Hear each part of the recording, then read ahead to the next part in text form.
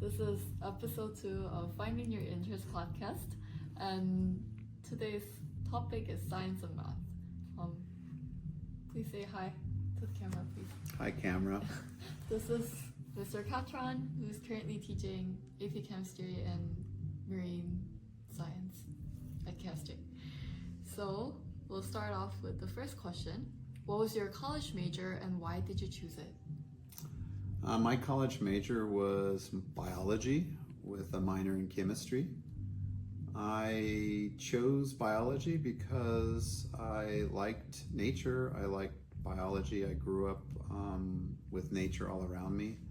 As a child, I had an oxbow lake in the backyard, and I remember even as age 6 years old, I was collecting water samples out of it and looking into the water and discovering Daphnia and water mites. So I know those kind of organisms at even age 6. And I had a nearby stream. I was collecting macroinvertebrates at a very young age and studying them. I mean, not scientifically, but learning what they were and the fishes of the river and the wildlife that I live with, and the frogs, Rhonopipians, and the leopard frog. And so I knew a lot about the wildlife and animals, and just had a love of biology. And so I thought, well, I love it, so I should study it.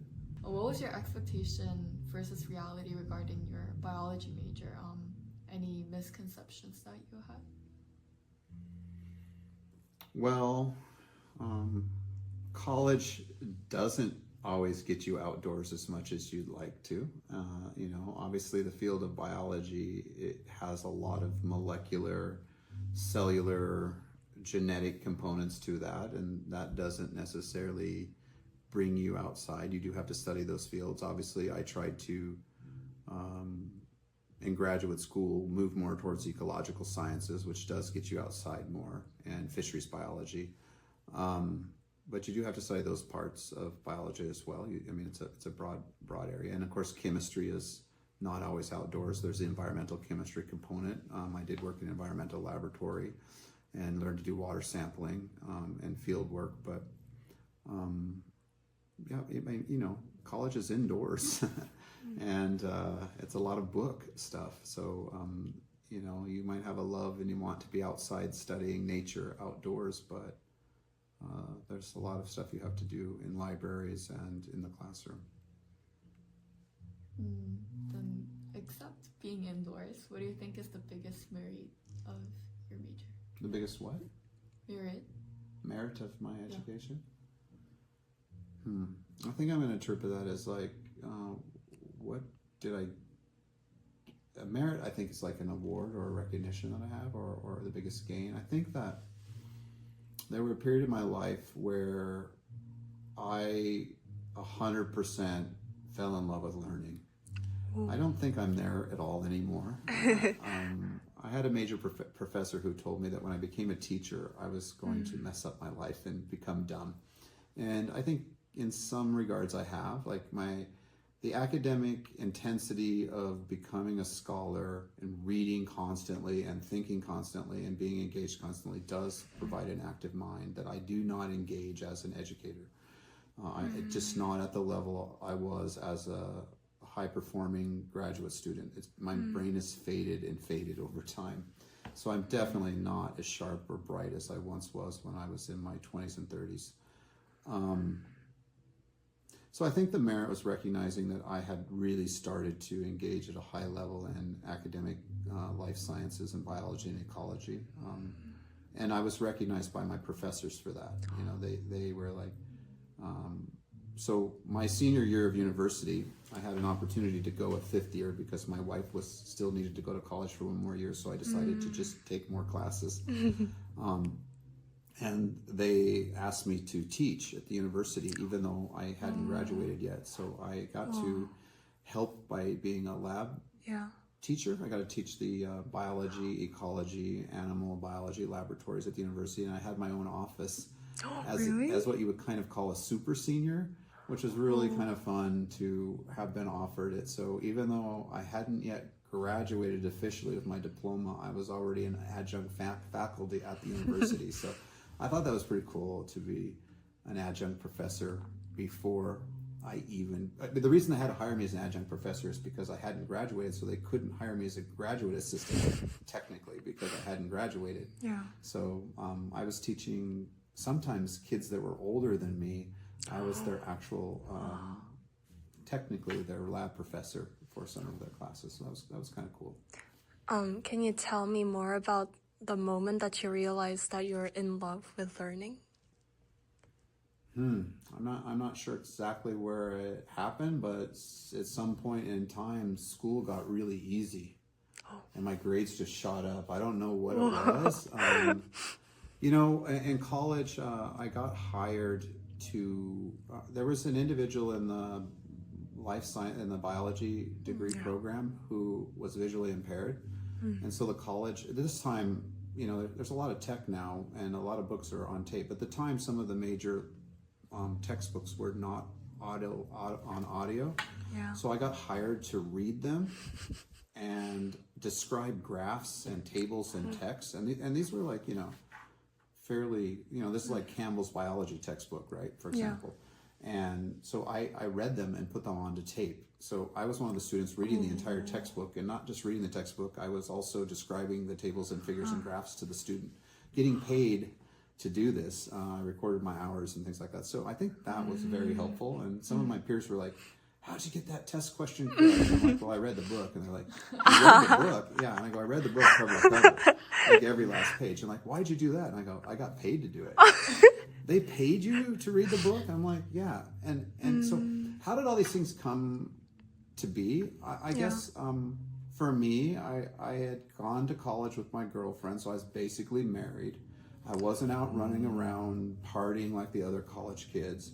I was basically an adult, even though I was a child, at that age. And the professors recognized that in me, and they gave me a lot of opportunity to do things that the other kids weren't. And as long as I showed up to class, I never missed class.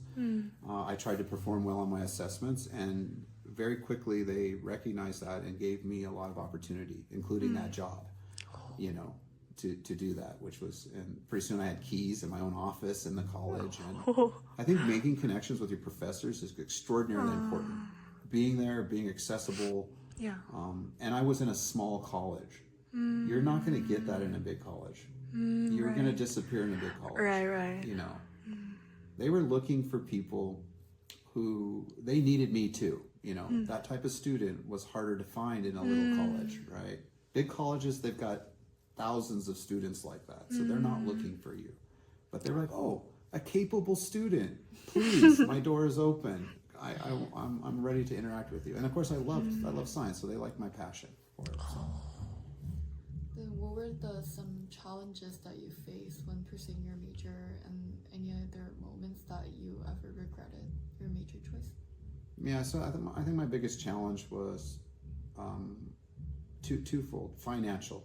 My biggest challenge was financial. The whole way it was finances. For example, where I wanted to go to college, I couldn't afford, or was too scared to take the risk to take financial loans. So any out-of-state college that was better, any colleges where I'm from were terrible. Right? So my idea of applying to a more competitive college, a better college like Case Western, for example, where my cousins went, they were much wealthier than me. I didn't even consider that because I didn't have any money. No money.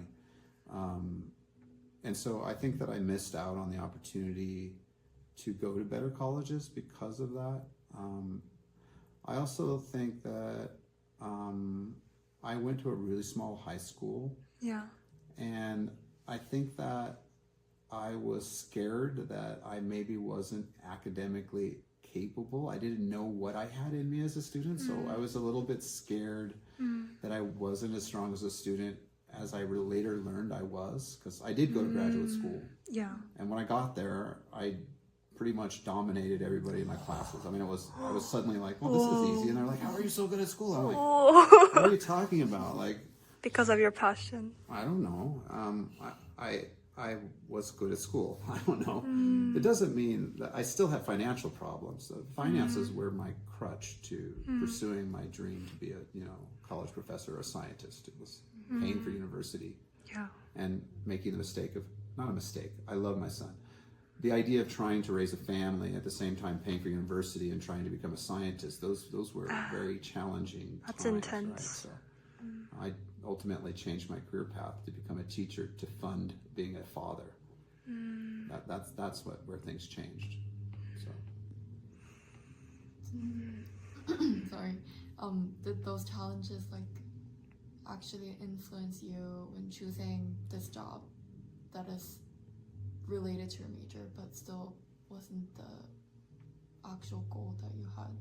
yeah. So, well, that's been a long time now, so the decision to really leave academia and leave science to become a teacher was finding a well-paying job with decent paying job that had, with my wife to raise my son, because I was still in my early years of my master's program, and it was a long journey to get your PhD, and you usually don't make any money as a college professor until you get through. I mean, you got 4 years your PhD programs.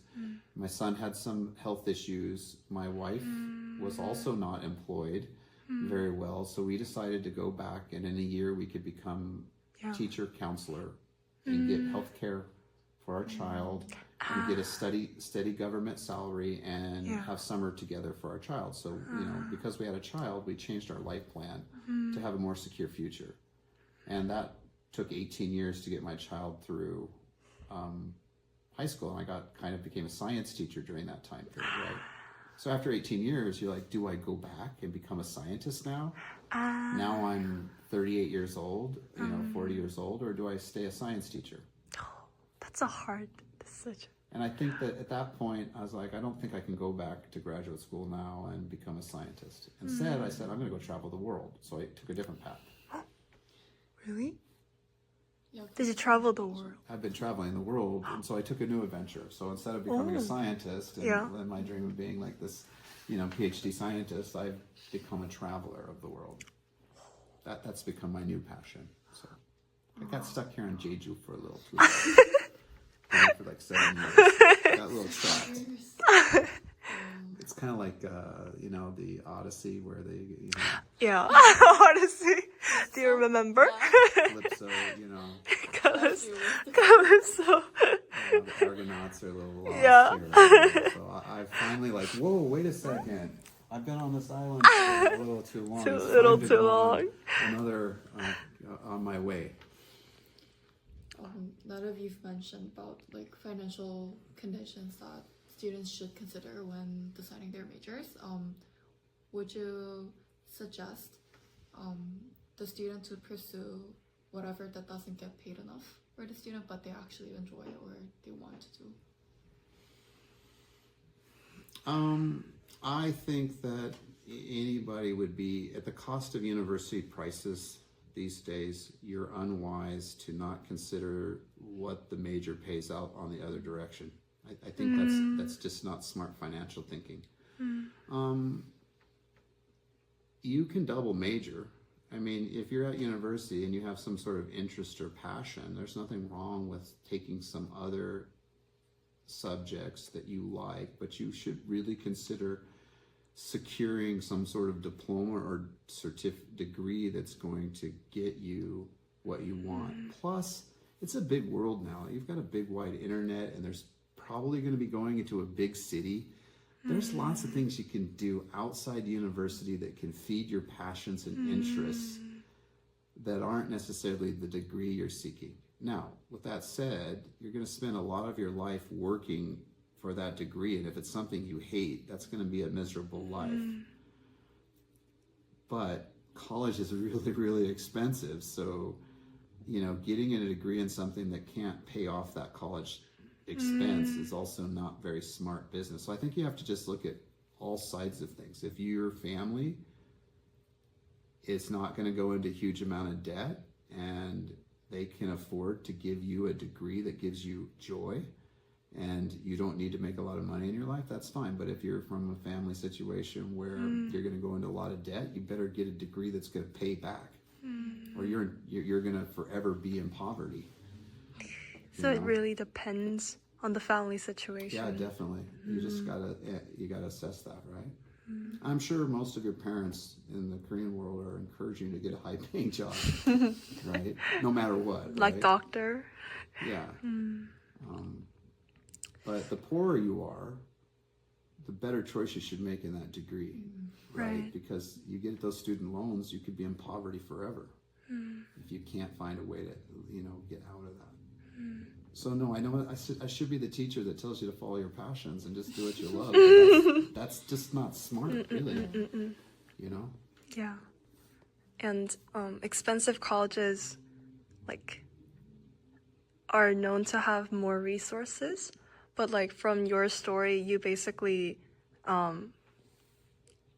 tried to, like, you reached out to professors and you basically tried to like make your own pathway to pursue those resources and opportunities. So do you have like any advice on that? Yeah, so totally I understand that the quality of college that you go to and that diploma matters, especially in Korea, but worldwide it matters. If you have Harvard on your diploma, it totally makes sense. But the relationships you make with your college professors and those connections and those experiences you can get in college are also very, very valuable. Like, they're like internships.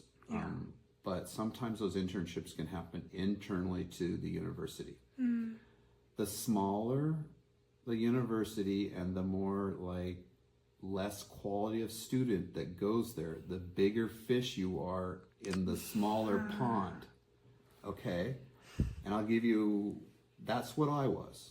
I ended up being a very good student in a not surrounded by good students or immature students at the time, and I was a mature student, so I got a lot of opportunity. You have to understand that the American university system, if you graduate from Princeton or Harvard or Notre Dame or Yale or whatever, you don't work there. And if you want to be a college professor, you have to go somewhere else. So where do you go? You go to some other university. Yeah. And that doesn't mean you're working in the top 20. You're working at University of Utah. You're working at even smaller colleges. And some of these really talented professors prefer to go somewhere small that's nice. Like, oh, I really like to live in rural Wyoming. I heard Laramie's very nice. So they go work at the University of Wyoming. They are probably the leader or one of the leaders in their field, but they're not at Yale. They've moved to the University of Wyoming with their Yale degree. So you, as a student at one of these less known colleges, could work with some of the leaders in their fields directly and segue into graduate school or into a PhD program at Yale because they still know everybody there. It's not like you got to start at the top right in undergraduate year, right? They all know each other. They're all networked. The whole system's about networking, right? Yeah. So a small college can still network you very, very well. And another perfect example is my son went to Western Washington, which is not a really well-known school, but he was a good student there. And he ended up getting internships within the college where he got to, he brought in like $500,000 in grant money for the college. And he got to work on reducing their carbon footprint on the campus. And he brought in LED lights. So he got the one student job doing I don't know what it was, some internship for them. They hired him, worked directly at the college. They paid him. And he got all this experience. So when he left Washington, he had this beautiful thing on his resume, which led him right into another job. And his professors liked him so much because he internshiped with them. They found him a job at Montana State University, right out the door. Said, well, I know you're so amazing. We love you. Good job. Go work here. If he had gone to a huge university or a huge name university, I don't think he would have gotten that opportunity. And then he wouldn't got the job right out of college because he wasn't able to network. So networking's so important in colleges. So important. I think that some of you guys become hyper focused on that. Don't get me wrong. If you get into Harvard, go. You gotta go. But if you're already looking at your your safety college, I think you should really think about maybe I should go to one of those smaller, more colloquial colleges that could potentially, I mean, you could be really surprised. You could really go to somewhere really obscure and actually really make a connection, and it could actually turn out to be an amazing choice. You know, like a real life changing that you didn't realize because you made a connection with person X, who knows person Y, and that person is Princeton, right? You thought your life was over, and you didn't realize that was your real ticket. You know what I mean? That's how it works with most kids. The pathway I just described is usually the real pathway to Princeton, not the first in the door. You know what I mean? Oh, I think it's a very helpful story. Yeah.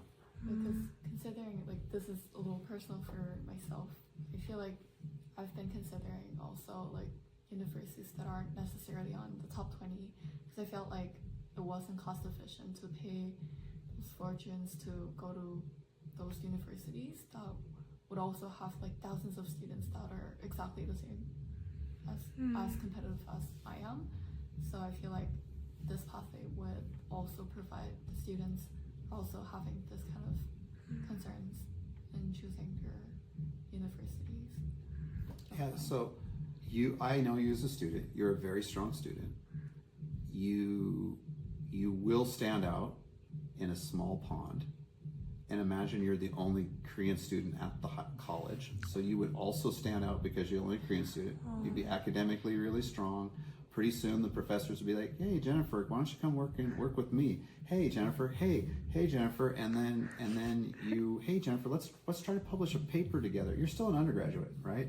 And then hey Jennifer, and you're like, you think about going to graduate school? And you're like, yeah, I'd really like to go to graduate school. Hey Jennifer, by the way, I went to Harvard. I have a professor who, you know, I don't think Korea cares whether your Harvard diploma says undergraduate or graduate school, right? If it's a master's from Harvard or an undergraduate from Harvard, I don't think they care. I think they care that you have a diploma from there, right? So my brother-in-law, Scotty, he works for Nike. He did his undergraduate at the University of Nebraska, and he did his master's in engineering from Stanford, right? So what does he think he says? Does he say do you think he says he's a University of Nebraska graduate, or do you think he says a Stanford graduate? Stanford. He says he's from Stanford, right? No. The physics teacher I worked with went to Stanford. Do you think he went to Stanford for undergraduate or graduate? No, he went to Montana State University as an undergraduate. He went to Stanford as a graduate student. So he says he's a Stanford graduate, but that was graduate school, right? So, you know, most of you who are academic are not going to stop as undergraduate students. You're going to go on and get your next level degree, your master's or PhDs, right? And probably you're very academic. You should probably be thinking about that too. So there is a long financial journey for that too. So if you can make those savings in your undergraduate years, and then graduate school starts to emerge funding for graduate school in sciences. There's internships that pay, or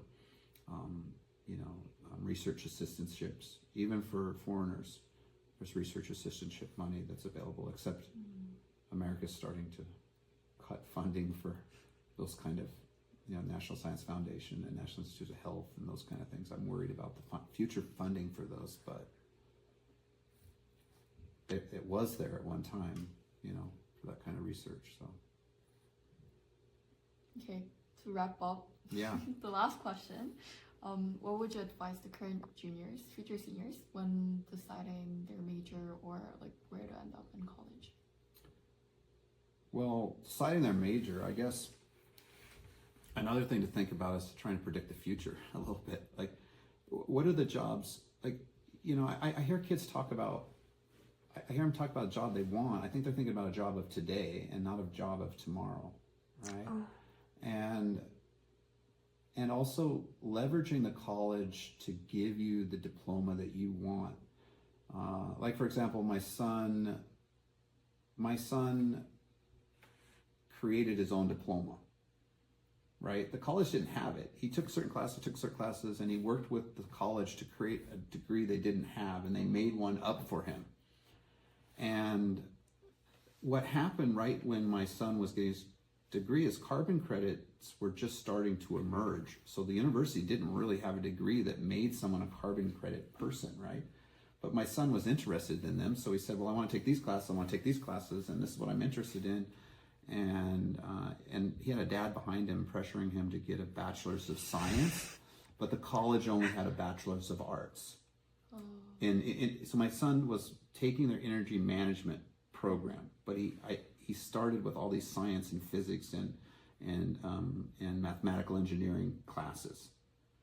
And he had them in the background, but he was taking also dual majoring in energy management systems. And I said, Wyatt, you are not going to graduate with a BA. You need a BS. So I went to the college and like, my dad, I need a BS. I got all these classes. It's like, well, why don't you just do this and this and this, and we'll create a BS in energy management systems. So that's what my son graduated. First time the university ever had a degree like that. You don't have to follow their pigeonhole things. You can kind of play around with your own systems, right? And thinking about the future, right? So, I don't know, try to imagine what you think's coming and try to look at your university and try to plan for what you think the future might be, not the past, right? I mean, do you think that in 50 years when you're, 40 years when I don't know, let's back up, 30 years from now when you're a 50-year-old, you're going to be 40 years old in the peak of your working career, that we're still going to be drilling oil and we're going to still have petroleum engineers out on oil rigs? I don't know. Are we? Or are we not? Or where is that future job going to be? Like, where is the job growth going to be? And you want to try to hit it so when you're 30 or 40 years old, that's where the peak is. You want to be well employed when you're 30 or 40 years old. That's when you're going to want the most job security. So what is going to be the peak job employment for tech educated people at that point? That's the degree I would go get. That's what I would think about. I don't know what it is. I'm sure batteries. I think we're going to be flying, right? I think flying cars are going to be peaking about 40 years from now. So you're either going to be some sort of person who does something with flying cars, the battery technology with them, the overseeing the safety of the air flighting.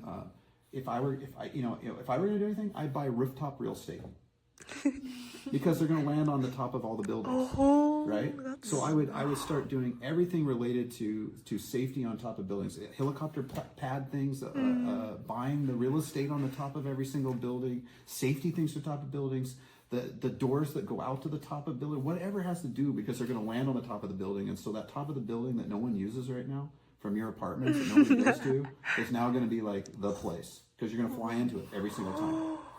You know what I mean? That's so going to be interesting. very used on buildings. Currently not used, going to be very used. Because they're going to go, whoop, land, recharge, whoop, whoop, and you're going to go into your apartment from the top, not the bottom. You're going to catch your taxi. You're going to call your Uber, and you're going to go up, not down. That might happen.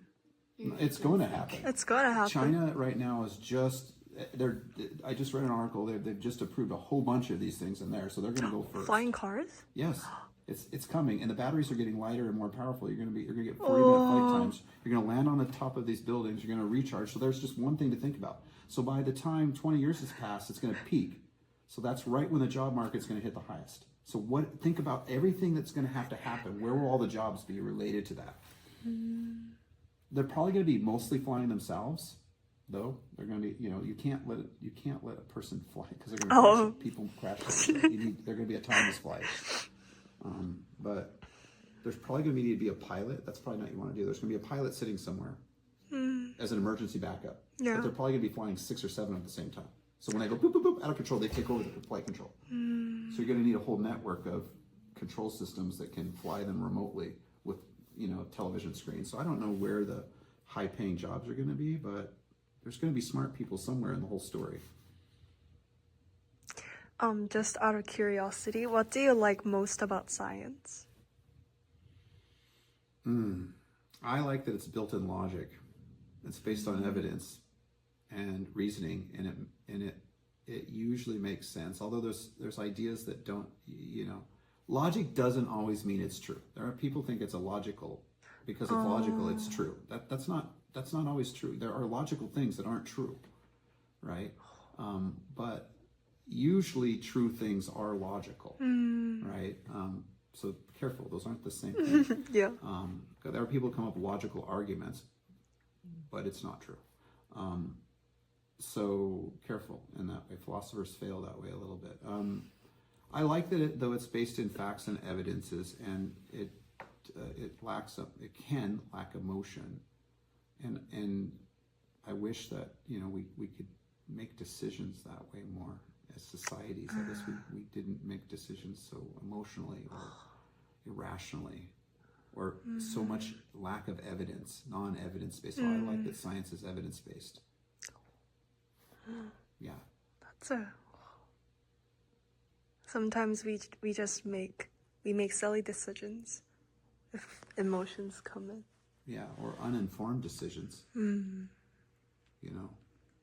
Or flat out decisions based off inaccurate information. Right? Science tries not to lie. It's trying not to lie to you. It's trying to get at truth. Jennifer, do you have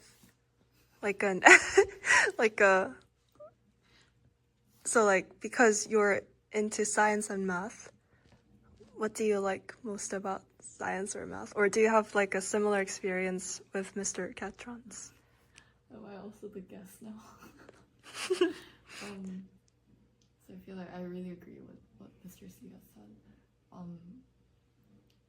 Compared to other humanistic subjects, I feel like science and math probably are pretty logic based, that are pretty straightforward. Honestly, I don't feel like is my best strength in finding connections from this event and this event and this piece of evidence that's very subtle and that I have to figure out by reading an excerpt or something like that. I feel like science, I could be the best. Not sure. You can go out and investigate by yourself, and the better I can perform, the easier and the more enjoyable it is.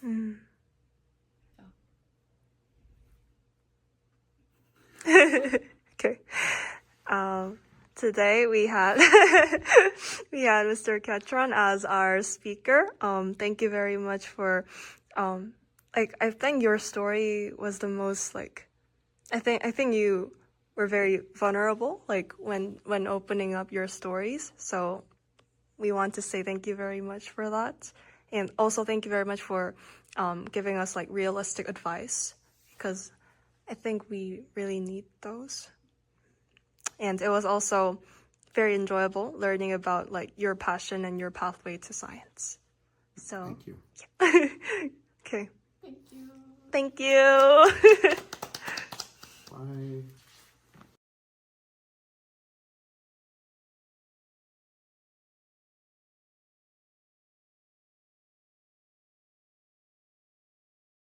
Expectation versus reality regarding your biology major.